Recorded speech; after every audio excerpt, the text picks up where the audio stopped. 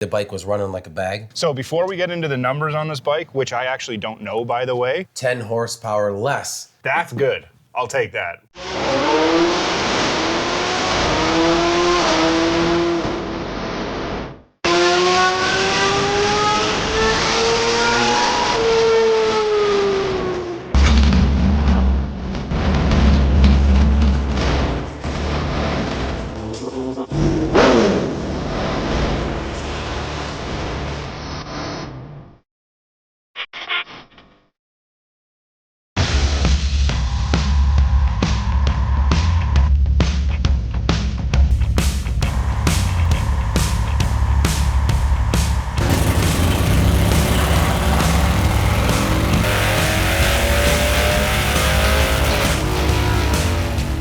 Alright guys, welcome back to the Indestructible channel in collaboration with Champion Cycle. What are we doing today, boys? Well, I'm finally picking up my bike. I've had it here with Dan at Champion for a while. This is actually the first time I've seen my bike in a while, just with traveling and everything. So I'm pretty stoked to see it. This is the first time I'm seeing it with the wheels on it, and it looks pretty sick. As you guys know, Dan was tuning it again.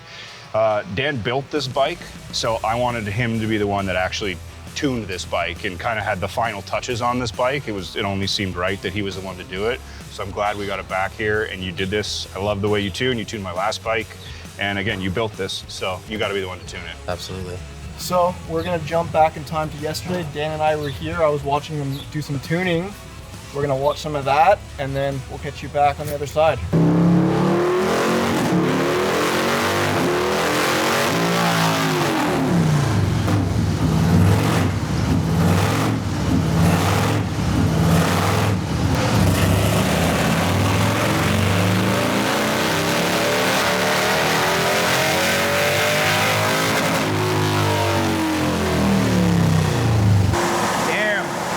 On the Dyno, Diablo, here it is.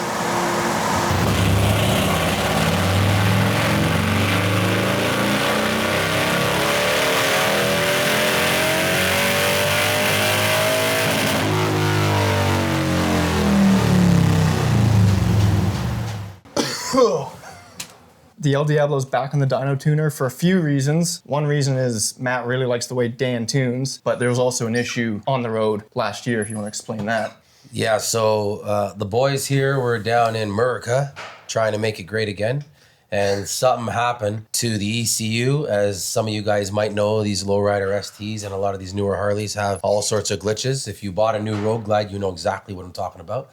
So something happened with this bike while they were down there. They had to get the ECU sorted at the dealer. The problem was, while they were down south, it wiped the computer because the dealer did what they did. And he lost all his tunes. So needless to say, the bike was running like a bag. Obviously, we're up in the Great White North, so we couldn't do nothing for him down there. So he went and found a local guy that was recommended, had the bike tuned, and I will say the tune's decent. Like the air fuel, tuner knew what he was doing. He made the air fuel nice and straight, which is essentially what you want. The tuner did what he did. It looks good. Just a couple little tricks were not done, and I like to tune different targets than some people tune, and that type of black magic that we don't disclose full details on. And we know that Matt loves his horsepower numbers. Yes. And the only man for the job right here. So they say.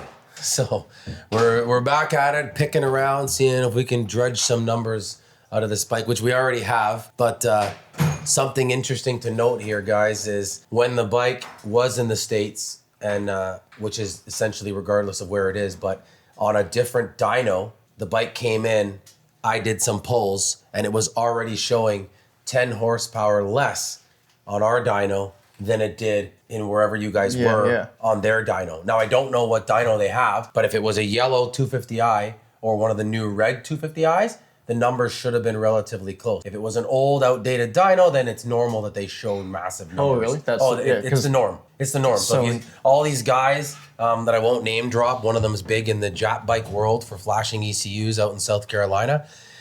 He uses an old, outdated dyno. As soon as you see that silver diamond plate and you know he's using old stuff, they're getting 10, 15 horsepower more on bikes than every modern dyno that's tuned to perfection. So I don't know what dyno it was done on, but to give you what I'm saying is tuned, couple pulls just to see where it was at, didn't touch nothing, and it showed 10 horsepower less. Nothing changed. Yeah. Than what Matt said it was originally, right? 100%. Yeah. So what I'm saying is there's a difference from dyno to dyno, right? And there's no like regulations, not regulations, but how is it all so inconsistent? So if it's a modern dyno, which is why I said the yellow Dynojet 250Is or the red Dynojet 250Is, they're all calibrated and they're all dialed in. We have special sniff gas for our O2s. We have torque drums, all sorts of fancy stuff to make the dyno as accurate as possible, right? Correction factors and all that stuff. Right. They're leveled, all that. The older dynos don't have a lot of that stuff. The only thing a lot of these guys will do is they'll buy an older dyno on, Craigslist or Kijiji or God knows where. Boys are working, mind the noise there. The guys will buy some dyno. They'll go ahead and buy a Wimpep 8, which is the latest and greatest software from Dynojet, and they'll put the new electronics in, and they think that brings their dyno up to date, but it doesn't. And I mean, the proof is in 10 horsepower difference. That's crazy. It's crazy. So here you go. We're gonna have it tuned properly. Yeah. No like blowing up numbers. It's just no real games. deal, right? No games. Anybody who's been following this build and they know they don't really care to play games. And if you know me and our channel, the Champion Cycle channel, we don't play games. I am an advocate for smoothing 5, SAE, accurate, no BS numbers. I get calls daily at the shop for ECU flash tuning and ECU flash mapping and dyno tuning, and guys are just giving me numbers that are just, it just doesn't make sense. The level of cluelessness out there is, it's unfound. Partly YouTube's fault. Whatever YouTube didn't do, the forums finished off. That I'll tell you.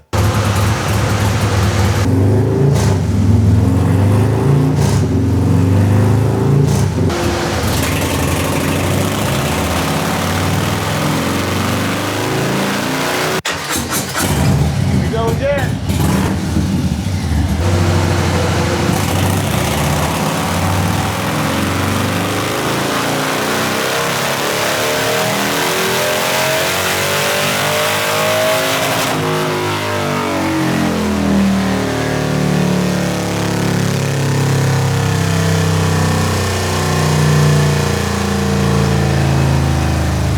All right, so there's still some more tuning that needs to get done, but what are we looking at? Like, what are we looking like right now?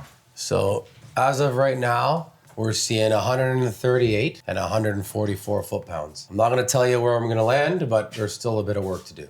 We still got to. We'll get more out of it. Still got to surprise Matt when he gets here to pick up his bike in a couple of days. So Yeah, there's got to be something for Matt to look forward to. So I can't give you all the numbers, as one of you two will tell him. Hang around, we'll get her finished. We'll see you when you guys come back, when Matt gets back into town in a day or two. Then I'll have the printout. But yeah, man, she's good. We're making headway. So she'll be back to her old self in no time. yeah, so we're gonna leave Dan to it. We're gonna be back here at Champion Cycle with Matt. He picks up the bike and he's gonna see the numbers. So stay tuned.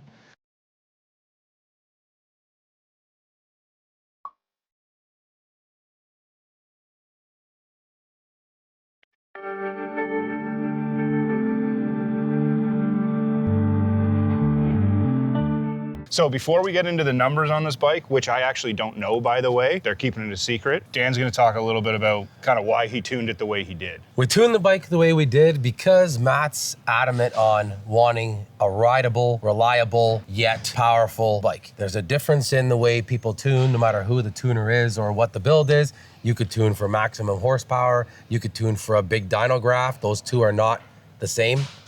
Or you can tune for reliability, smoothness of throttle, and a fun bike that still makes power. So we chose option C or 3, if you would. Big dyno graph usually does not mean the best tune. There's a big myth/scam going on in the industry with big dyno numbers, and guys play with air fuels and leanness and richness just to give a customer a big graph and then change it back even so the bike does run good, but the customer has a paper that he can be excited about and show his buddies. Right? Yeah. See whose is bigger. And then the other way is tuning the bike. If it was a drag bike for maximum power, then I mean it's great if you're going to be 100% throttle, Like wide all the time. open all Yeah, the like time. Yeah, if you're in California or in, God forbid, Toronto, you're bumper to bumper. 100%. That bike will run like a dog. Even in California, with being able to lane split, you're often not able to go really high speeds, you're moving, but you're not going super fast. And if you tune to that big number, again, you got to be wide open on the throttle for it to be running smoothly. Right. And then to touch on that, so what people don't understand that are not in the tuning world or mechanically inclined, when you're tuning, say for example, RPM versus TPS, your throttle position versus your RPM is what dictates where you get what amounts of fuel. So if you're lane splitting in California, let's say you're on your way down PCH1, whatever, you're smashing on the throttle, but then somebody cuts you off a little bit, you have to back off. For that brief second, you've gone from 100% throttle, where it's running whatever AFR the tuner set it to run, or has it tuned to run. You back off to 60, now you're into that 60% column. Then as you roll back to 100, you're going 60, 70, 80, 90, back to the 100% column. So those 90, 80, 70, 60, they matter. So tuning for wide open throttle, or what they call WOT, right? W-O-T, I'm sure you guys have seen that on the forums. It's not even close to ideal or really user friendly. Right. So, and that's another thing too. Like Dan knows that we travel a lot on the bikes. You guys know that. It's often down south, a lot of different climates. So he kind of took that into account when he was tuning the bike. This thing goes everywhere. And obviously, if you've watched some other vlogs before, you know, everybody gets caught up in the numbers a little bit. But he knows how to keep it in check. Like, he knows how to keep it in check. I do 100% need a very reliable bike. But like you said, I want a powerful, reliable bike, you know? So, not just a track bike. Right, and that's the thing. You got to find the happy medium, right? Yeah. You got to find where you get ample power, but at the same time, if you thread the needle thin and give the greatest performing bike in the world, but then he goes from our elevation where we are down to the elevation in wherever, or up to the elevation in wherever, that change of elevation has a drastic effect on the way the bike runs. So if you tune it thin along the wire, there's no room for give and take. Right? So you got to find a happy medium where it runs and performs great, but at the same time, if you've gone 500 feet above, 1,000 feet above sea level, it'll still run great. If you've gone beneath the same numbers, it'll still run great. You got to find that happy medium, right? Right. But at the same time, obviously performance is life, so. Yeah, of course. Right. But again, this is something I'm not sure if we've talked about this before, but hence why we went with the 128 on this thing rather than, let's say, a 136. Yeah. And that was a kind of a back and forth we talked about as to why go with this one. And a lot of that came back to that kind of reliability of the motor, right? Yeah, 100%. So anybody who knows if you go with a 136, 135, 128, 124, et cetera, 117, yada, yada, they're not changing the block. It's the same. So it's the cylinder size that's changing. But the cylinder size exterior-wise doesn't change. So realistically, going with a super thin wall, like a 136, 135, whatever, et cetera, 132, et cetera, it's a thinner wall. They can't change to a bigger cylinder all around. The outside diameter has to stay the same because it fits into the same case. I mean, unless, don't get me wrong, if you're going big motor, you're going, case boring and 150 this and that, and that's a whole different ball of wax. But we're talking about something different. Bolt-in for the average guy. Yeah. So we thought, let's go with the tried, tested, and true. And when it comes to M8s, the 128 and the 124, power packages and stuff like that from whichever supplier, it's the same. We've probably done ourselves about maybe 100 of these type of motors now, if more, I'm thinking. And literally, as God is my witness, I've only heard of one blowing up. And for the record, that was a guy that refused to do the oil pump. Which you have to do. Which you should, obviously. If you got a brain, you do the oil pump. He didn't do his oil pump because the forums said it was good, and he blew his motor because of it. But bottom line, not too big, so it gives you good heat retention, great performance, great reliability, and then for the type of riding these guys do, I mean, it's a no-brainer. Yeah, so the power is 100% there when I need it. Even without knowing the numbers it's at right now, just like since you built this bike, it just has so much more power. Right? It has all the, I don't even use all of it. Yeah.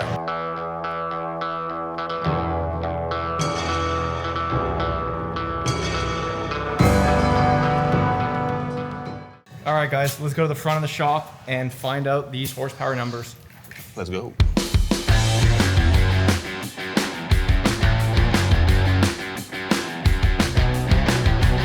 All right, so we're in the office.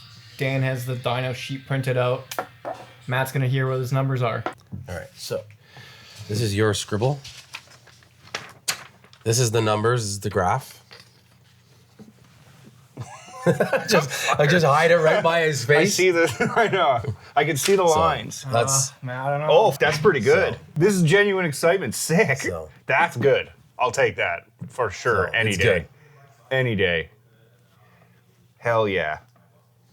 All right, so if you didn't see that, what are the numbers, Matt? Read them Got out. 142 point whatever horsepower and 147 torque. So we got a little more torque out of it this time because it was in lower 140s and we got a lot more horsepower. Yeah, a lot big more. time. 42 from Yeah. on mid 120. but it showed. regardless of whether I feel it or not, it's just more just the way it was tuned.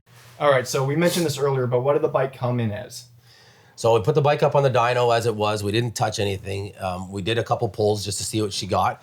And I don't remember now. It showed like 122, 124, something like that. Basically the same numbers we get tuning with a cam. Yet this thing has a big intake, big motor, a big cam. Like it has all the tricks. So naturally, I got excited because when I see a number that low, I know it's going to be super easy to improve on. The tune was decent, like AFR wise.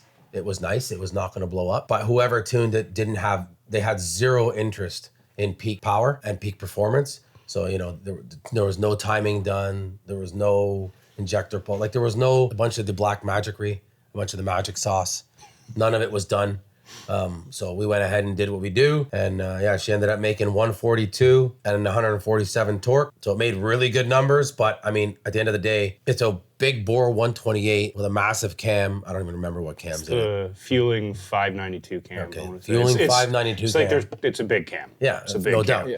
Big cam, Screaming Eagle race ported heads, HPI intake, fueling, air cleaner, all the little quickies and tappet cuffs and things to make it strong, oil pump, all that good stuff. But good 2-into-1 pipe. So all the parts of the recipe were there. Everything to make the winning chili was there. It just wasn't tuned right enough for us. Yeah, we went ahead and did it, and it made what it should have made: 142 and 147 foot-pounds. I mean, any of you guys watching this that have done similar work, these numbers are great, but at the same time, they're what it should make. You know what I mean? Anything, honestly, makeup matters, but anywhere in the 135 to 145, 130, 140, like anywhere there is respectable, and it's what you expect. It's respectable and expectable.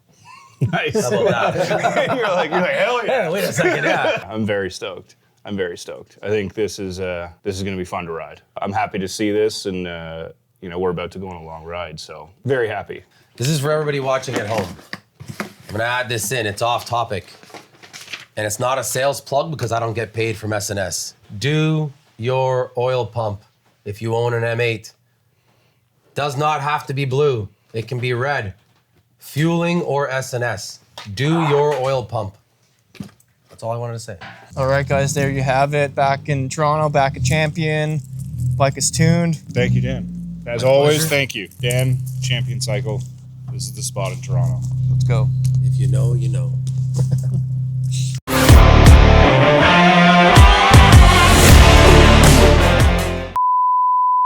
Anybody who knows that I lost my train of thought. My train of thought. Okay, what did I say? If you go, So you're going with a stroker versus 128. yeah. Matt was very adamant on a bike that actually performs and rides well. Sorry, hold on. Stop f***ing doing that, you f***. How do you think that sounds on the mic? Jesus Christ. Where were we? I'm sorry. No,